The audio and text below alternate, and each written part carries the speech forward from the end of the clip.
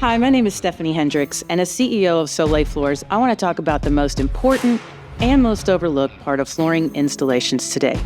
And it's all about floor leveling. When we say floor leveling, we're really talking about making your subfloor flat so that the new floor can adhere properly. When done properly, leveling will make a world of difference in how your floors look, feel, and sound. But there's something else you should know. There's a large difference between the way most people level and the way we level floors. For example, industry standards dictate that subfloors should be no more than 3/16 of an inch off level over a 10-foot span.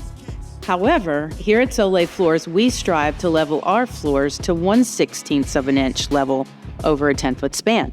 So why the big difference? Well, as a flooring store owner for over 20 years, having served thousands of homeowners, and even gone in and replaced jobs that were poorly installed, I can tell you that if your floor is unlevel, you are not going to be happy.